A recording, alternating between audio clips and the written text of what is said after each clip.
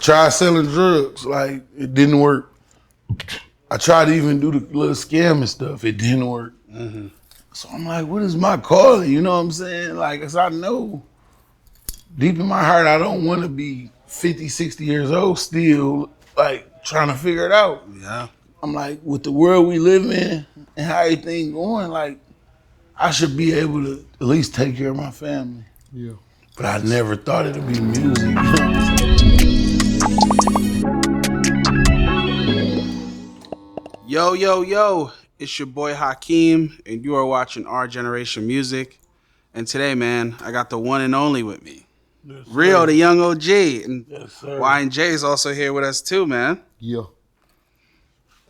Beautiful. Yes. We are in... I seen yesterday...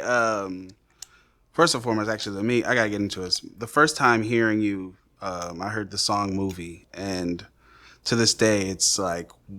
one of the... I DJ and stuff too, so it's like one of the songs, if I'm gonna go in my Detroit bag, that has to get played.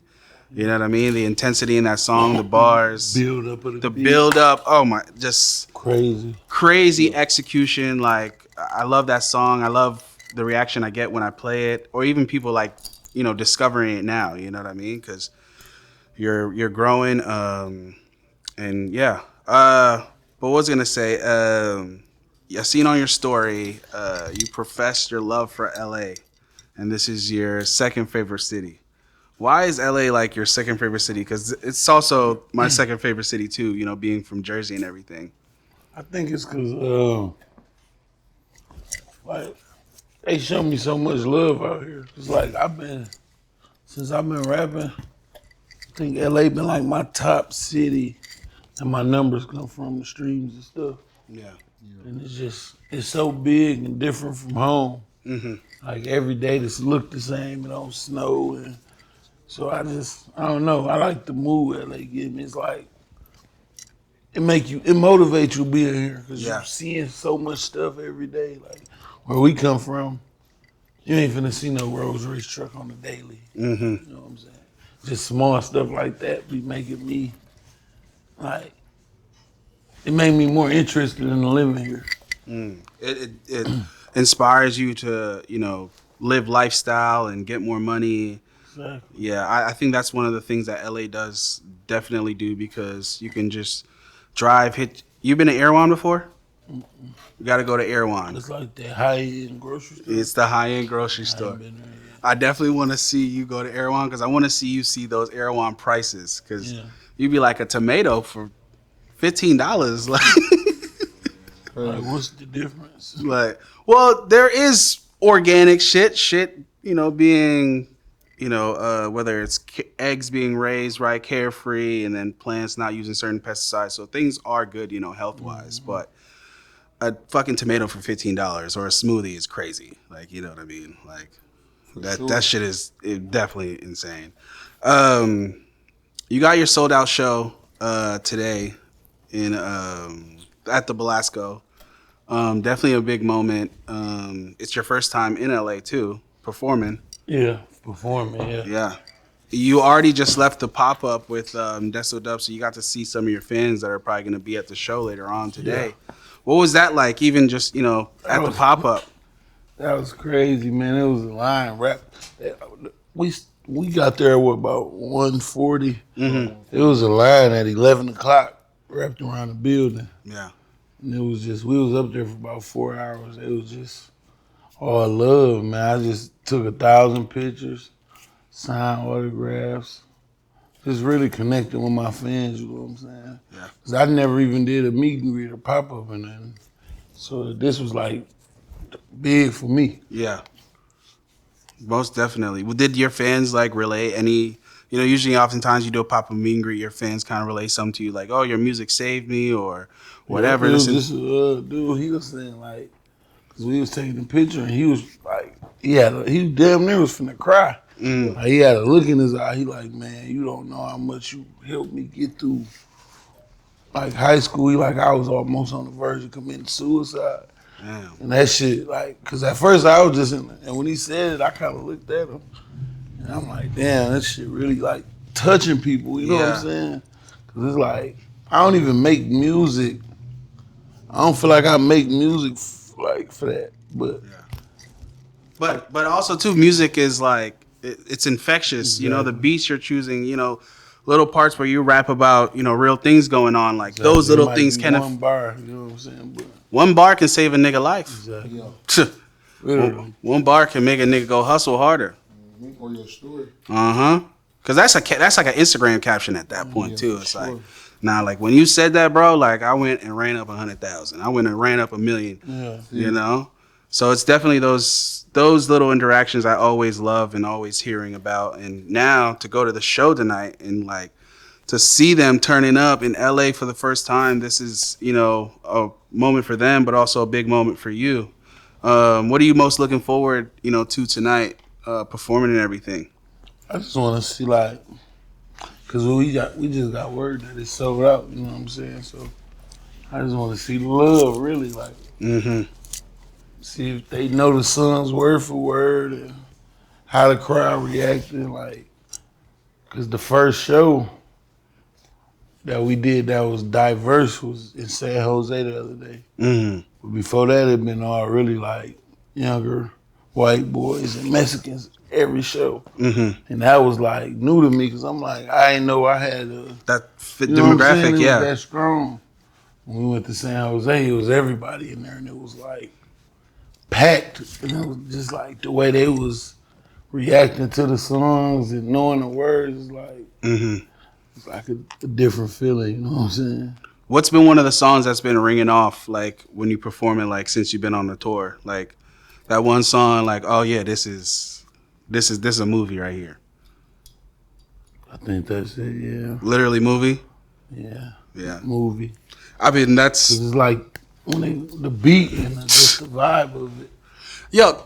Talk about that song too, because like, how did that come about? Like, what's the story behind that? Even hearing that beat for the first time, because that I think is a definitely like What was the new that, wave COVID when we recorded it. COVID-19. in COVID. Cause yeah, when COVID hit, we was at Louis' house every day. And you know they had the curfews and all that stuff. Mm-hmm. So like for about a week, we was just sitting in the house every day. And you know, we just been having a normal day. And Jay and Louis, they had just made the Coochie song. You know what I'm saying? So Yeah, it yeah, was yeah. like Legendary. it was big. Mm-hmm. And you know, me and Ray was just we rapping. We probably made 5-6 songs that night. But it was something about that beat for movie that just, cause I didn't think nothing too much of it. Like I never thought it was gonna get 1 million views. Like Yeah, I'm just thinking like it's hard for us, but I'm like I don't know how the world gonna accept it. yeah. And we ended up shooting a video. That night or like. Not that night. It was probably a few months later. We shot the video. Because the song was moving already, like when you put it Yeah. out. It definitely was. And was that the song you got your first 1,000,000 views on? The video? Cause I remember when I had first got in trouble and I was in the county jail. It was a song I had called, was it Shit Talking? I think it was Shit Talking. Exactly what it was. First one. And it had like 90K views. Mm. But it was only, like I was in jail and then I wasn't able to promote it or nothing. Yeah. But at the time, I didn't even want it to be out because they was using it against me, like trying to take me, like basically keep me locked up from Yeah. a video. Your words or whatever you're saying in that, yeah. I kind of didn't even want to drop it, but the cameraman was basically arguing with my mom and saying all this. And he slipped up and said that he get paid off it. And I'm like, yeah, this time I didn't know you could get paid off YouTube. And Mm. I'm like, that's why he want to drop my videos on his page. Yeah. Definitely. You know, my cousin Will, that's my manager, he helped me get my music on Apple because he already knew how to do all that. You know what I'm saying? And it was just like, I figured out I can make money off it. It's like it turned a battery on in my back. Uh-huh. Yeah. The hustler in you just spoke to like, that. It's legal, you know, and then I'm in trouble already, so it's like, what can I do? You know what I'm saying? I need money for a lawyer. I was going through so much at the time. It was just like, it was like therapy to me making music. Baby. Yeah. You know what I'm saying? 'Cause it's like I can vent without getting in trouble for what I'm saying. You know what I'm saying? No, that's fire, man. But I think like my first million views had to be honestly, nah. I think my first million views was that song with AK Band about. Probably was. No, that bitch was so stupid. I did for 100 bars because I was still on house arrest. I think that was the first song I had hit 1 million views. So you're getting all this, different streams of income from the music, right? Do you remember like the first large sum of the money? Like there was like maybe 10, 20 bands like, oh shit, like at once. I remember seeing in interviews you said it was kind of like piecing itself together. Yeah. But like, do you remember that first everybody kind of remember like, oh, yo, your first fucking 15, 20K just at once. Like, that's just a little rush. I ain't gonna lie. For me at least. Yeah. No bullshit. Do you remember like, when you got that? I know like when I dropped in April, the next month I had got like a $1,200 check, but I thought that was it. Like, and Will told me like, nah, keep dropping and it'll grow. You know what I'm saying? But he like, don't depend on it. And I think like the next check I got was like $5,000, and then I'd say probably about the end of that year, 2019, I had got like 22,000 from DistroKid. Like, cause you let it stack up and sit? Nah, 1 month? Just, cause like how it went, I dropped my first tape in April. Like the end of May, I got $1,300 or something like that. And it kicked in. So June, I made $3,500. July, I made like $5,500. And from there, it never went under 55. Like it was only, like it might be 8, then it might be 9, then it might go down to 8.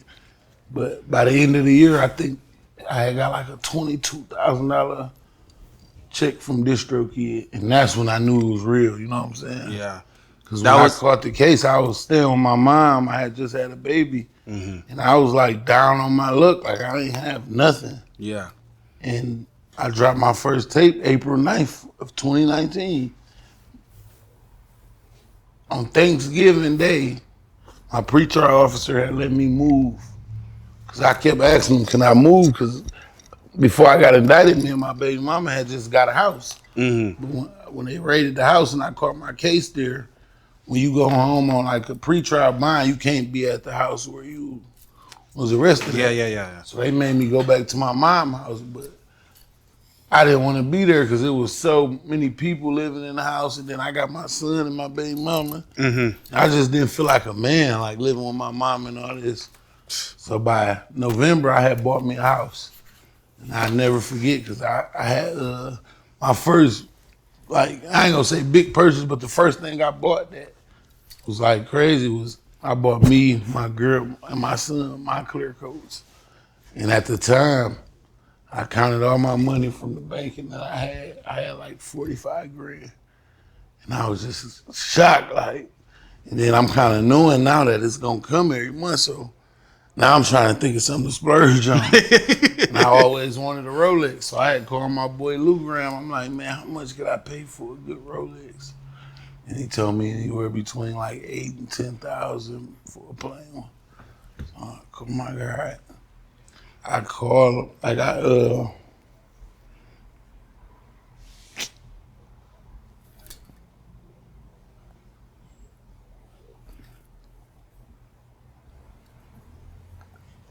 my girl was on Facebook. Somebody had a house for sale for like 8,000. So I'm thinking like Rolly house, but it hit me like I'm tripping. Like a house for 8,000. Yeah. So I'm like, why would I buy a watch? I'm gonna just wait. And she showed me the pictures. It needed everything though. Like, okay, it was an investment. Yeah, like it needed to be gutted. Everything, like floors, wall, everything. But my cousin that messed with the houses, I'm asking him like, what you think? And at the time, he like, nah, like I wouldn't buy that. It need too much work. But I'm like, what is too much work if the house only $8,000? Like, like, I don't feel like I can lose. Okay. So, but at the time, like he was, in the streets, and he like didn't believe in spending a bunch of money on. So I'm like, man, I'm making money. Like I don't feel like it'd cost me that much. Yeah. So I end up sleeping on it, and the next day I'm like, it's a no-brainer. Facts. The dude pulled up. I sent my mama downtown to switch the deed over, and this was in October when he sold me the house. I had to start working on it step by step, so I started on the bathrooms and the kitchen. And it was one dude doing it. After about 2 weeks, he had the kitchen done in the first bathroom. I was fed up with staying at my mama's house, so it was Thanksgiving Day.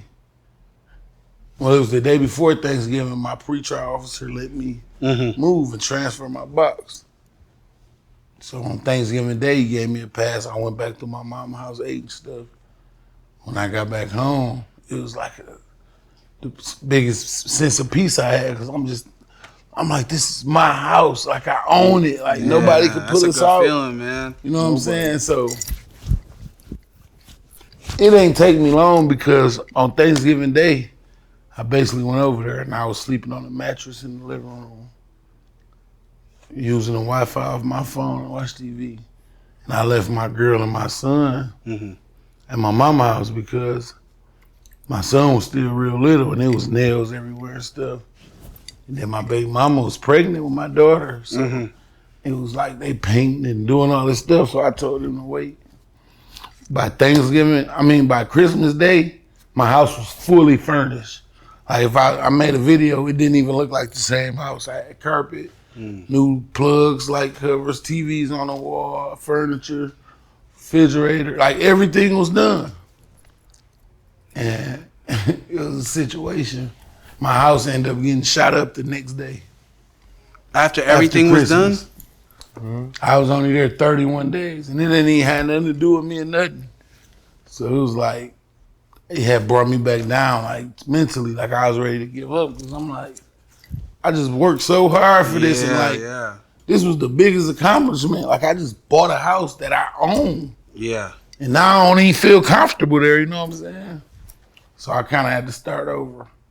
I had to go rent a house for one of my people and just figure out what I was going to do, but I still own the house. Which is a good investment still at the end of the day, you know what I mean? Like, that was like the first, I say, thing I did when I got money. Like, and I felt way better about it because it was like, what you're supposed to do. Money. Yeah, what you're supposed to do. And that's really dope to hear from you because some people might not think in that situation, they might not really think what's logical. Like, oh, I'm going to get the watch. But you went and got what you're supposed to do, you know? And then what hit me, I'm on house arrest, man. I can't even go nowhere. I post this watch on Instagram. You know what I'm saying? Like the house is a way bigger flex. Yeah, like, especially today, there's a lot of, I'm not watching anybody, but a lot of capping going on. So, but I love that, man. I love the mentality. You spoke on your son, and I seen a video too of you having him rap on stage. What was that feeling like, sharing the stage with your son, man? It was like surreal. It was like, when I went to prison, my son was like 3. My daughter was still like a baby. She was probably 9 months. So when I come home, I was seeing them when I was in prison, and they was growing fast when I came home, and we did the first show. And I brought them on stage. Like, it was 5,000 people in the crowd. And the way he performed, you would think nobody was out there. Like, it's like he was tunnel vision. I'm like, I was shy. He was more confident than you. Man, and I'm like, damn. So I ended up, I had to go to the halfway house, so I didn't do that. That was in January. But my tour ended up getting pushed back. And it started on July 17th. And his birthday, July 18th. And this was gonna be my first birthday with him since I've been home. So I'm like, I'm gonna just bring him on tour with me because I know he liked the music and stuff. He was trying to rap.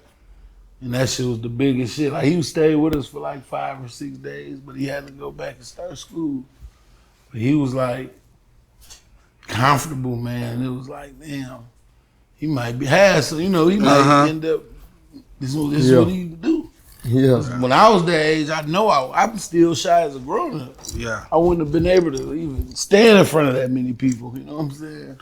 Nah, you can tell in the video he definitely looks confident. And there was another video too where you're signing pictures and autographs and stuff, and he took the mic out of your hand like he knows what's supposed to get done in that situation. Yeah. It was like, It was like a manager right there. Like, look at that. Then when I get the mic back, he grabbed a pen and now he's signing people's shit. Yeah. Like, this is crazy. Teamwork. That's crazy, man. That's dope, man.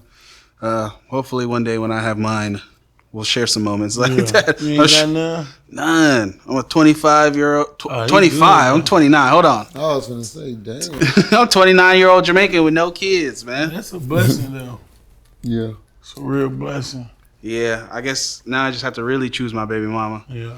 That's what really comes in. I feel like if you wait too long and you choose a fucked up baby mama, like, why did you even wait?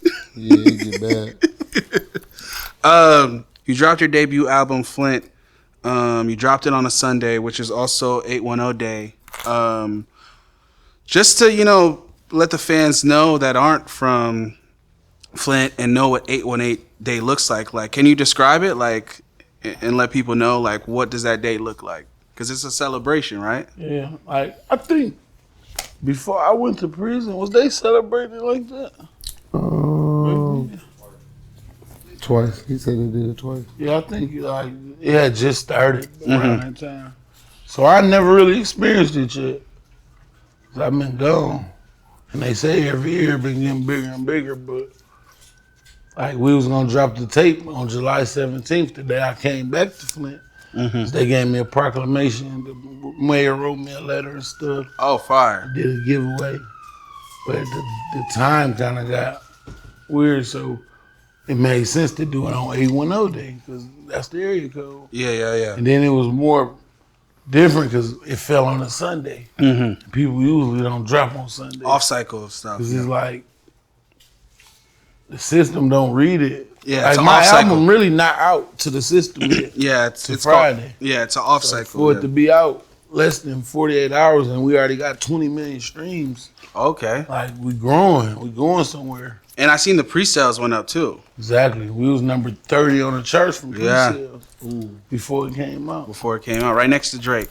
Dog shit. Literally right next to Drake. That was like big for me because Flint is where I'm from, and a lot of people think I'm from Detroit still. Like, they think Flint is in Detroit, but it's like our city is our city. It's the exact same, really. It's just y'all like Detroit bigger. You know what I'm saying? Yeah. So like I wanted to embrace where I come from. And that's important, I think, because oftentimes it's like, just to give you an example, it's like niggas from Jersey claim New York. Like, you're from Jersey, bro. And once you meet somebody from Jersey, you see the difference. Yeah, there's a difference. And I think it's a big difference, but it's like it's a difference, though. difference. There's a difference. But I feel like that's important because you guys are now at the nucleus and creating the new blueprint of what a Flint artist is. Yeah. Do you like, thinking about that and knowing that you're ushering in this new way of life? I know there was some rappers before, there were some older rappers before, but now you guys specifically are at the forefront of culture. Exactly. You know what I mean? Like, talk about that and just like, what you can possibly do for the next kids that come up, or, is there plans to even get the label going? Like, Definitely. Definitely, like, we're going to get the label. Because that's what we got Mind Entertainment. That's like my cousin, which is my manager, they created it. And, when I was in prison, I just started thinking like, it's time for me to have my own label because though I've been rapping 6 years, I really haven't did anything. So I kind of still be feeling like I'm at the bottom again. Yeah. But to the world, it's like, like I'm big, but it's like y'all don't understand what's going on. Facts. It's like I also find that interesting too because it's a double meaning for the album for Flint. It means feel like I'm not through, right? So I want you to elaborate on that a little bit more because I guess it kind of goes back into what you just said right now, just like not feeling like you're kind of there, although people are kind of looking at you like, yo, you're this big. artist, this and that, but they don't know that, yo, you got so much more work to do, you know? Coming from where we come from, a lot of this you feel, they don't even. I'm talking about from touring to being on the road to rapping to. Me and him, we talk about this all the time. I was just telling him a couple of days ago, I said, there's no way we here. Like, how is we here? That shit be having me speechless. Like, I just be daydreaming a lot now because it's like, when I went to prison, I was nobody. I wasn't nobody, but, well, I ain't gonna say when I caught the case. Yeah. Like, I was at my lowest. Like, I didn't know what I was gonna do, you know what I'm saying? Because a lot of people don't know I didn't start officially rapping till after I caught the case. Yeah. And my cousin, he brought the studio to my house and he was like, man, this is your calling, you know what I'm saying? Because growing up in Flint, like, I tried. I went to college. A lot of people don't know that. I worked at Cedar Point when I was like 17, amusement park in Ohio. I had a good-ass job at Chrysler. You selling cars? Yeah, it wasn't. We was like in the shop where like Mechanic stuff? We was doing something with the headlights and like before the car done. Got you. But that was like one of the top jobs in Michigan. It's still an industrial place. Yeah. And like it's like signs was coming because I tried my hardest, you know what I'm saying? And that Chrysler job was like the biggest you can get from where I'm from. And I had it 3 weeks. They fired me because I was late. I was 3 minutes late. But I drove all the way from Flint. And it was a snowstorm. Damn. So it's normally an hour drive, but I had to leave at 11 in the morning. And I had to be to work till 4. I left super early just in case and still was late. My car ended up, I was already on a donut. That went on flat while I'm on the highway. Then my windshield wiper popped off while I'm on the highway. And it was fucking a real blizzard. Yeah. So I'm riding on the highway. I got to keep reaching my arm out and like wiping the snow off. And it was like, it was over embarrassing. It was like kind of breaking me because it's like, damn, I'm trying, you know what I'm saying? And probably 2 weeks they fired me for that. And I called in, told them I was going to be late. They seen it. A lot of people was late that day, but since I was in my probationary period, and that kind of like, it kind of knocked the, you know what I'm saying? Like, it kind of made me like go into a small depression. Yeah. Because I'm like, why? Why is it not going my way? Yeah, every job I get, it be something. Then I just had a newborn baby and like, I'm helping with the baby. I'm there. So when I come home from work, I can't really get no sleep because my son just waking up. Yeah. And then his mama got to go to work. By the time she get off, I got to go back to work. And he done had me up all day, so I was tired. Lost another job because I fell asleep on break. I tried selling drugs, like it didn't work. I tried to even do the little scam and stuff, it didn't work. So I'm like, what is my calling? You know what I'm saying? Like, as I know, deep in my heart, I don't want to be 50, 60 years old still, like trying to figure it out. Yeah. I'm like, with the world we live in and how everything going, like, I should be able to at least take care of my family. Yeah. But I never thought it'd be music, you know what I'm saying? Yeah. So, but what I did learn was like, no matter what it is, if you really want to do it and you consistent with it, it's gonna work. You know what I'm saying? No, that's facts. I mean, and here we are, sold out show in LA. You know what I mean? A lot of those little hiccups along, little roadblocks on the way, you know, led you to being here, you know? What was gonna say? So Yachty, what I love, you was also in the studio with Yachty last night. Yachty shed a huge light on you guys with the Michigan Boat tape. You were on 2 songs, Michigan Boy Boat tape. You were on 2 songs on that. You know, talk about that moment and, you know, kind of what it meant for the city overall. I mean, Flint and Detroit. It's been big because like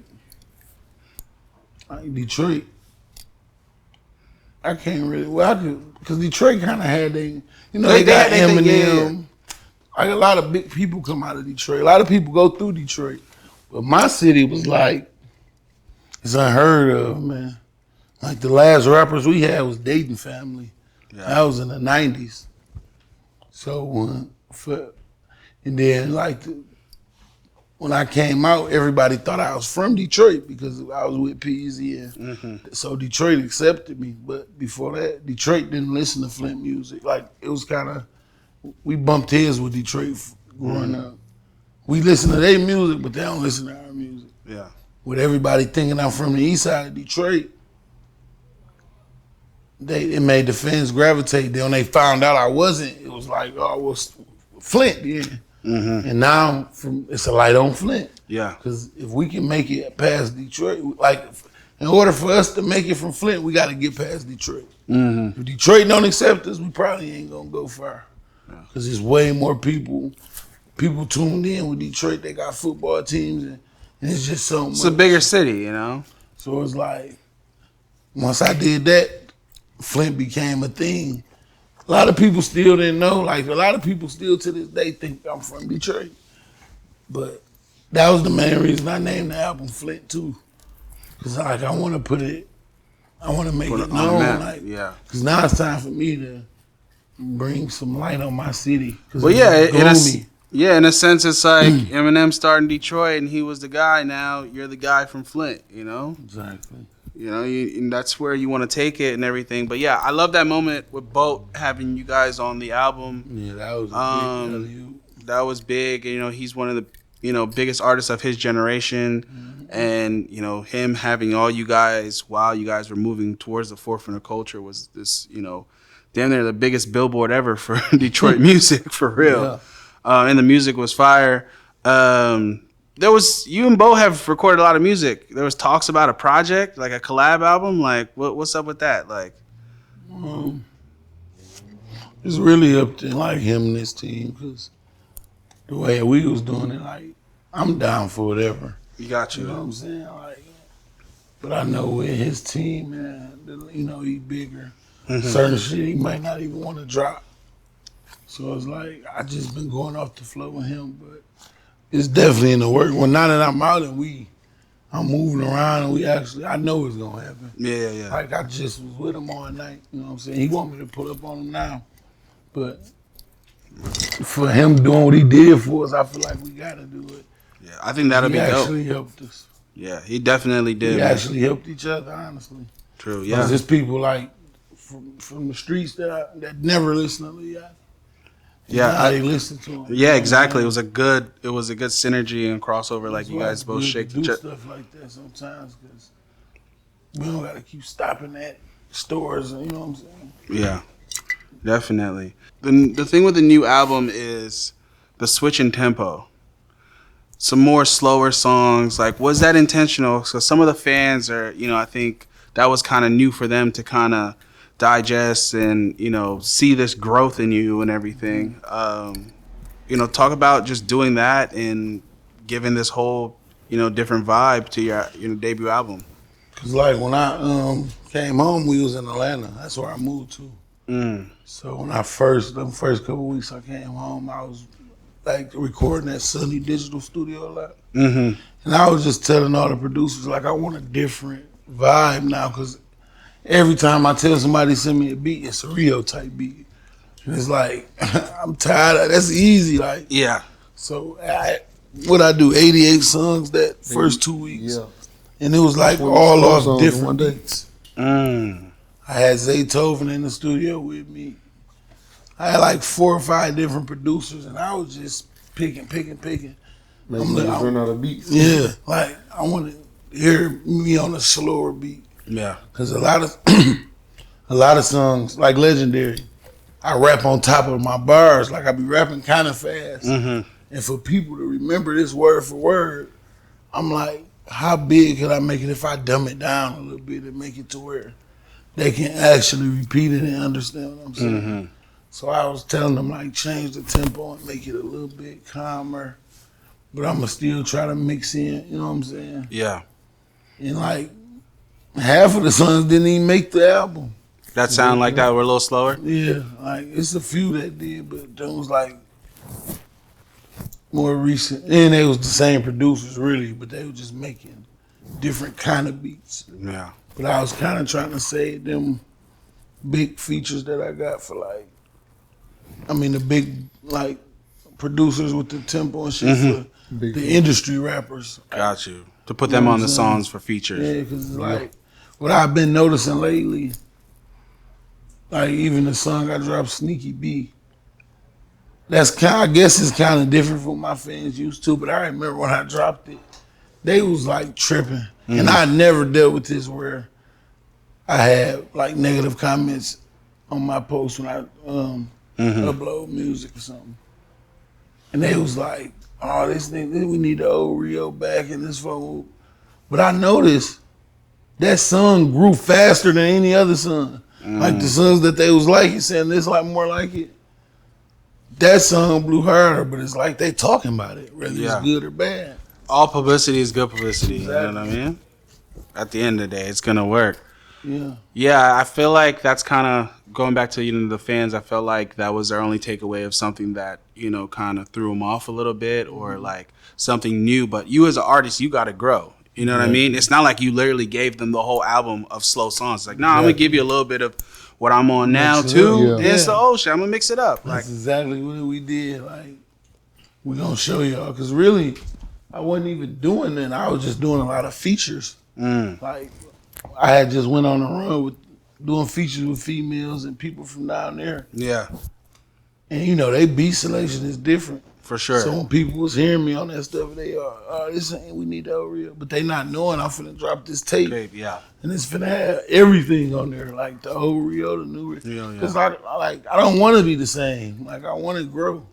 Because I only be me in my music. So if I'm growing mentally, I got to grow in the music. You know what I'm saying? Because at the end of the day, like you said in the beginning, it's your therapy. It's your way of expression. It's like, like, yo, I'm on different vibes right now, I'm still going. I know what y'all want from me. I'm gonna give you guys that too. But I gotta reach out and try to touch another demographic, because I'm sure you're going into since you've been out, you're going into different spots, and maybe you're not hearing as many of your songs. It's like, oh, my tempo might not work in here. Like, no, I want to hear my shit. I don't want just because the promoter or DJ see me in here, he playing my music. I want my music to be played in here if I'm not in here regardless. That's the key. Bring Back Ack, one of my favorite songs from this year. Many reasons. Rylo is a fucking monster. Your verse, the switch up, him rapping on that sample, that song to me is a moment. Different. That was something else, man. Talk about that and just how it came about, and just you and Rylo's working relationship, because that was like, I think I ran that back like the first heard it, because I'm going into the switch up and shit, so it's like I'm getting 2 fucking songs. Like, I'm like, I think I ran that shit back like 20 times the first time I heard it. 24 for real. Yeah. What was it like making that and everything?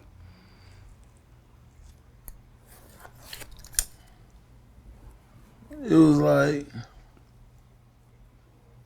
because you just damn near just came home around that time, right? Yeah. I just came home. I don't know, it was like, I was really just having fun. It was just fun, you know what I'm saying? Like, I wasn't thinking too hard. And I listened to Rylo my whole bid, you know what I'm saying? Like, that's, like, I was stuck with Rylo, like, and I used to always be thinking in jail, like, how can we, because he was talking to me, like, he used to write me on Instagram, check on me, you know what I'm saying? And we built a bond like that before the music. Yeah. But I like, he my favorite rapper, so, but his style and my style so much different. Yeah. So when I got out and I was going to Lil Baby's studio with V's, Rylo be up there almost every day. Me and V's rapping all day. But after like 2 weeks, I'm like, man, me and Rylo ain't did nothing yet. And he in the studio. But when I seen how he worked, like, he not a perfectionist, but like, he want his songs to be a certain way. You know what I'm saying? I understand it. So the day that we did that song, he like, come on, let's get. No, he called me earlier that day, like, we got to do it. So we do it, I'm usually going there 5 minutes. I knock my verse out. He went first. Man, about 2 hours go by, I'm like, damn, he's still in the booth. But I don't hear nothing. Like, he had the engineer cut everything. So I'm just like, is he asleep? You know what I'm saying? Like, but that's how he come up with this. So boom. as he finished, and my producer Wayne go in there, cause Wayne already had heard the beat and he knew how I rap and the beat was slow. Mm-hmm. Wayne came back and went in another room, and when Rylo was done, they played it, and the fucking beat switched. After Rylo part, the beat like Turned up, and that was your first time hearing it. Yeah. You're like, oh nigga, you It set made this it up so perfect. much easier. He set this up perfectly for me. Exactly, because when I was listening to his verse back to back, I'm like, how am I finna catch this beat? It's so slow. Uh-huh. And Wayne went in the other room and pulled it back up, and it like sped up. It was like moving slow up into my part, then it Boom. Yeah. and it was perfect. Like I'm talking about that song was perfect. Like, if you haven't yet, go listen to it. That shit. Bring is back that. fucking You gotta go listen. You fire. gotta listen too, though. Niggas is talking about a lot of shit in that for sure. Yeah. Well, the opposite of that too, right, is the song "Sharks" with Jorjiana. What did you think about when you first heard that beat? Like, because the song went viral on TikTok. Be honest. He sent it to me. It was like, no, this is easy. You know what I'm saying? The beat was sharp. Uh-huh. I'm like, shit. I probably did my verse in 3 minutes. I sent it back to her. She's like, that's fire. We'll send her the session. Probably about a couple weeks later, they come out to do the video and they played the song and they mixed it. Like she went, then I went. And she, but at first, it was just her and me. Mm. And the way they made it, I'm like, damn. And it was the same thing. I said, it was Sneaky beat people like, oh, he fell off. And what is this? Like, oh, he rapping. And it just gradually grew and grew Shit, and grew. it's still growing. Exactly. And it was like, to me, I'm like, shit, it was fun. Like, it's fun. Like, I'm open. Like, she knew. Yeah. She heard. Like, so it was like, I wanna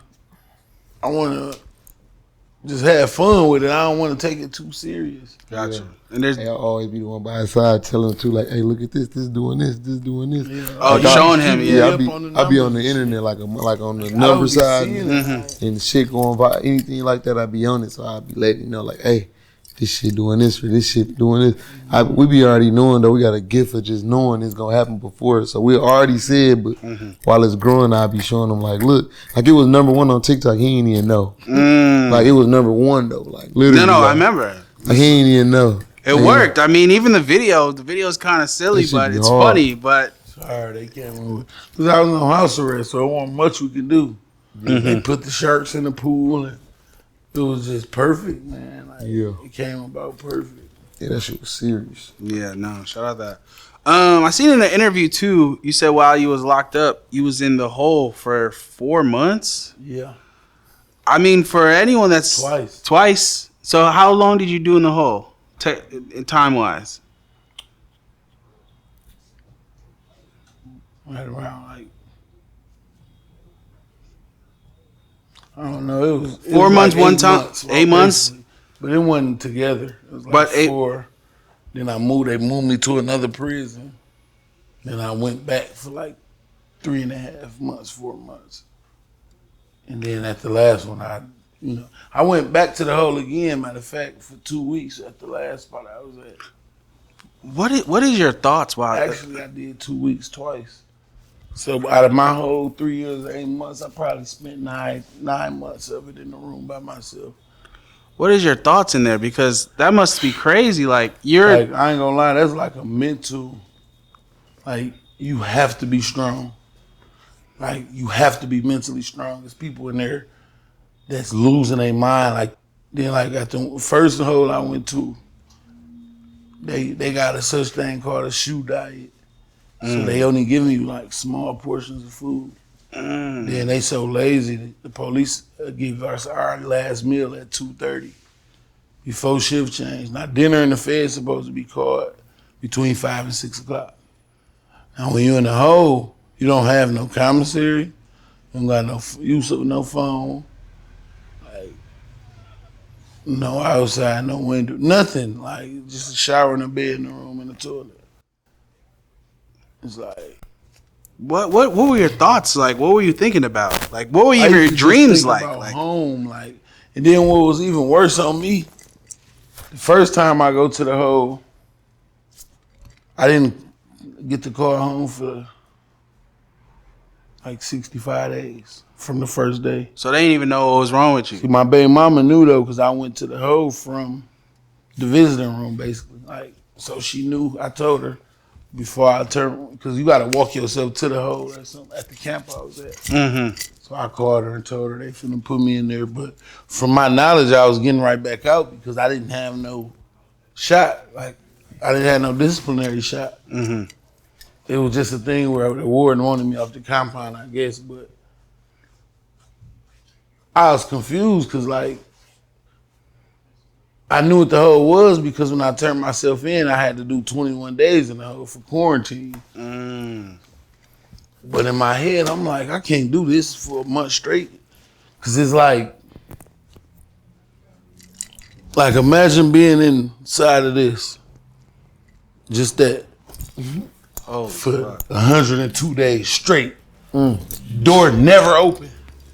They open the tray, slide your food in there, and walk over. No windows. No window. It's a window, but they got a thing on it where you can't see out of it. It's like double, like you can't see out of it. You don't know what time it is. Nah, like it's a little bit of sunlight. So I'm learning the time off where the sun angled at. Like I can look and say it's 4 o'clock. And every day is the same in jail. So you gonna know when they roll in the carts, it's always gonna be around the same time. But like sitting in there, man, it was like my first time. I didn't get the call for so long. I finally get to use the phone, and the police really only let me use it because I wasn't supposed to be in the penitentiary in the hole. I was in a medium, but they moved me because they was full. But my case managers don't come to the penitentiary because they at the camp. They only work with the medium. So I'm lost. Like I'm asking them, can I talk to my case manager? They like, your case manager ain't here. Like, we don't even know you, all this bullshit. Police is cool. Finally let me get a phone call. Because when you in there, you supposed to get 1 phone call a month. Yeah. So this the biggest day when the phone call day come. Now, if you in there full cell phone shot, you don't get a call. But with me not having the shot, I could get my calls. The first call I called home, I ain't talked to my baby mama in almost 3 months. Like, I don't know what's going on at home. Mom, where you at? Like, I'm at Jew's funeral. So I'm like, So I'm thinking in my head, that's probably one of her older cousins or aunties or something, because she just said it regular. Now, Jew is my little brother. He was living with me when I turned myself in. But he had went to the county jail, so I didn't see him like the last couple months. But I had took him in. He was living with me. Mm-hmm. So I'm like, what you say? Like, hold on, you say you at her funeral? Then she just bust out crying. So now I'm like, damn, I'm just sitting on the phone with her. We got a 15-minute call. I couldn't really say nothing. I'm just letting her cry. Like 9-10 minutes that went by, she just hollering in the phone. So his brother ended up getting the phone from her. He like, man, they killed little bro. Damn. So I'm like, hold on. I'm like, damn. The phone hung up. That's all I heard was Drew dead, crying. They killed bro. Click. Now I can't call again till next month, 30 days. Damn. Like, I was confused. Like, I wasn't even mad I didn't cry or nothing. I'm just like, what the fuck? Like, I lost appetite, everything. I just laid in my bed. I didn't probably eat for 2 days. I'm fucked up mentally because I'm What, I don't know what happened. Like, I need to know what the fuck going on. Yeah.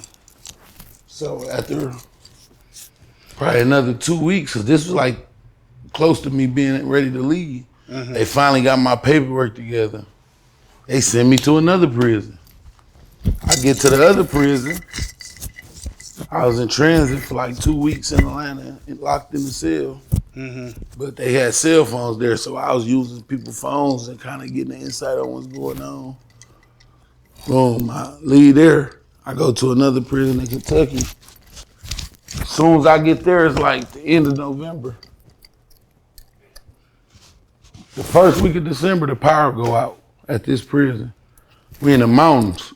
The cell phones don't work. the power go out. So we can't, it's cold as hell and all this shit, it's snowing. They call a group of names because when the power go out or something happen at the penitentiary, the campers gotta go work in the kitchen and cook their food and shit. Got you.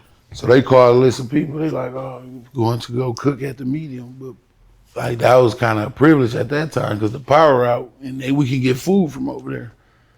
So everybody like, hell yeah, because it's only 40 people in the unit. Just my luck, I get in the second group of names. Oh, y'all going to the hole. For what? I just got out the hole.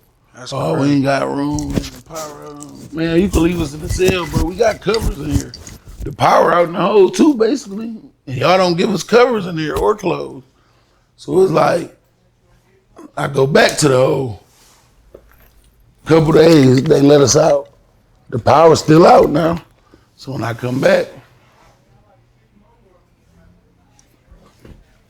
I'm just really sleeping all day because the phone ain't working or nothing. And I'm still fucked up about what happened with Cuz. Yeah. So this was like the end of December and when we come out the hole and shit. That's crazy. January 13th, I call home. The day before, my mama write me a letter.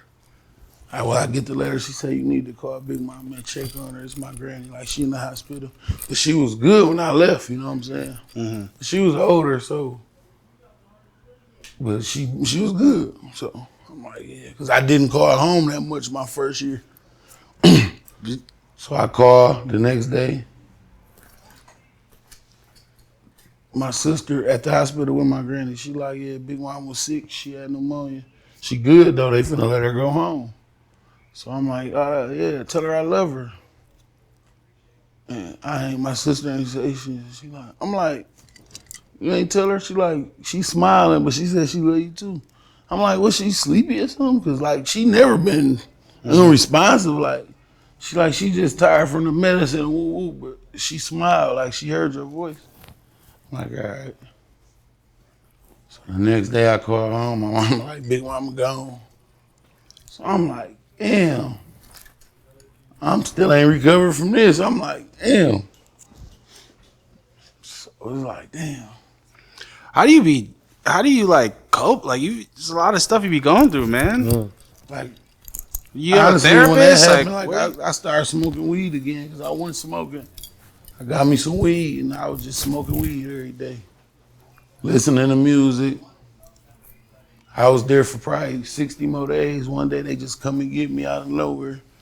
Come with me, strip search me. You going to the hole. For what? I feel like you got a sense of entitlement. What are you talking about? Somebody said you a big time rapper and all this. I'm like, I'm an inmate, bro. I've never told nobody in prison I rap. But it's the inmates talking and so we just don't want you on our compound because I feel like you got influence and all this shit. But I don't even run with nobody. So now this the second prison I'm at. No disciplinary shot.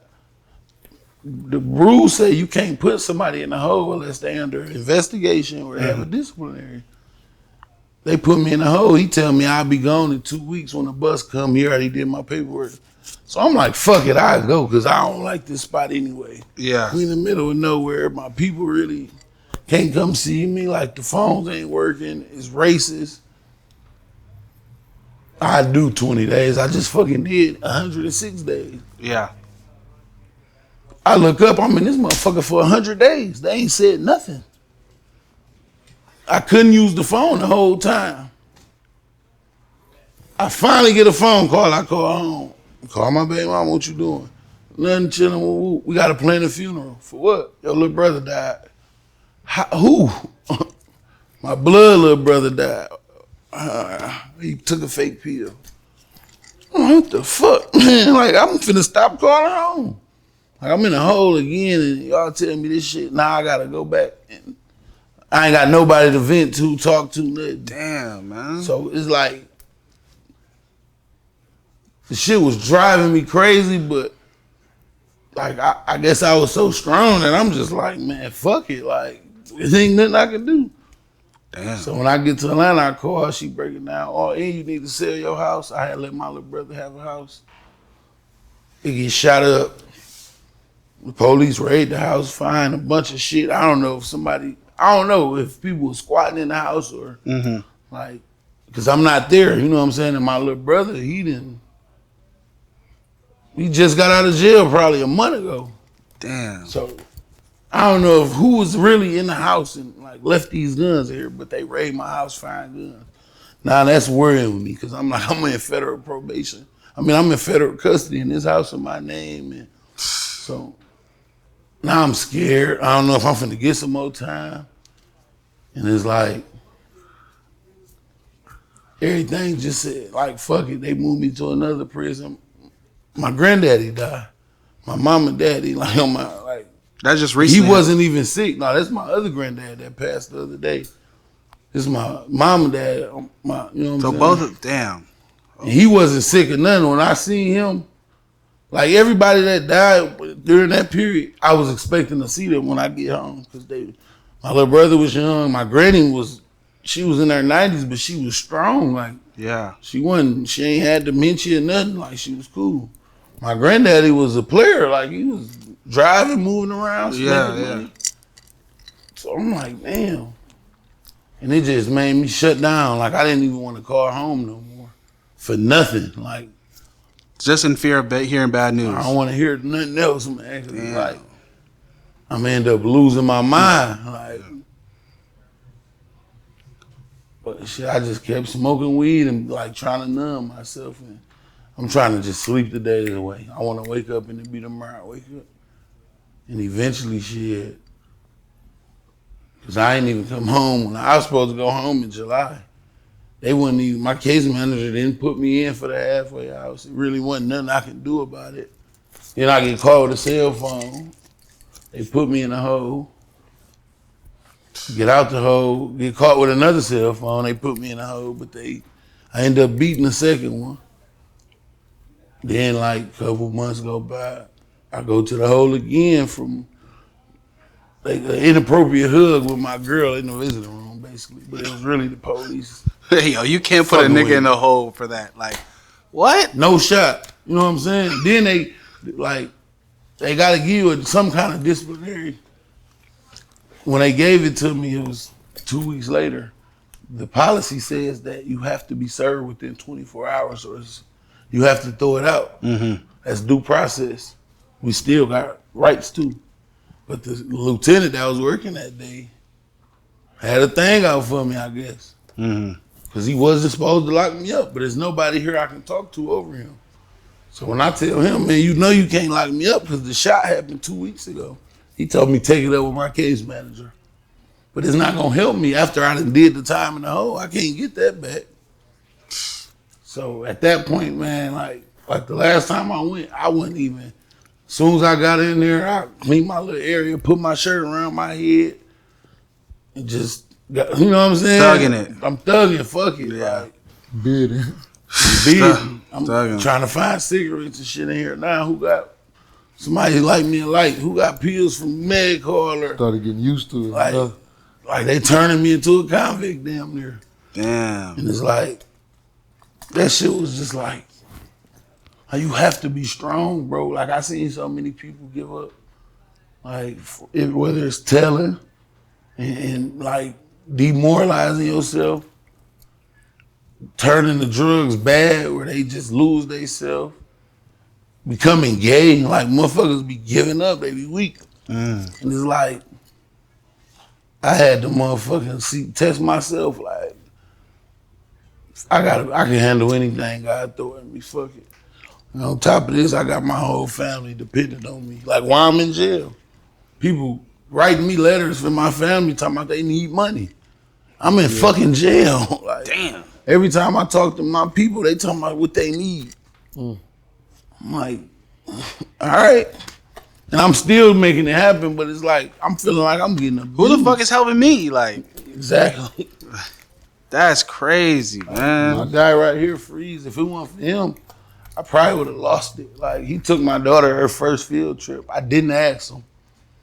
Like, anything I call him to do, he doing it for me. Like, bro, I need you to drive here. And that kept me kind of, you know what I'm saying? Oh, yeah. That's what was messing with me the most. Like, my kids, like, not being there. Like when I went to jail, my daughter was 9 months. When I got out, she was finna be 5. So I missed all her birthdays. To date, I still haven't actually been able to do anything with my daughter on her birthday, and she finna be 6 now. So it's like, that's what kept me grounded, like knowing I had these kids to live. I gotta get home to these kids. Yeah. Because if it wasn't for that or me being kind of in a position where I was straight, I probably would have lost. I probably would have stabbed somebody. Like something drastic would have happened. Because I would have just. Wouldn't be thinking. Yeah, I wouldn't have been using my brain. Yeah, like I still got such great opportunities for me once I get out. I just got to hold it down right now. I'm being tested crazy in life. And like I used to ask God, like, you got to be worth it in the end. Yeah. You can't tell me this how I got to end. I just got to. So it was like, that shit just helped me, man, become a man and learn patience. My homie, IDK always says that. He says he became a man in jail. Like, he's like, yo, that's where I learned to be a man. You like, gonna come out a boy or a man. Yeah, he always says you says gonna come out and go back, or you gonna come out and know you ain't going back. Fact. Simple. Well, we usually do this to close out and everything. What was your message? What's your message for our generation? I feel like as our generation, don't follow what we see going on, you know what I'm saying? Don't judge nobody or nothing off the past. I feel like you just gotta live for the day. Strive to be there tomorrow. Just be better every day at whatever you're doing. Like, if you got something you love doing, like, be the best at it and like put your all into it.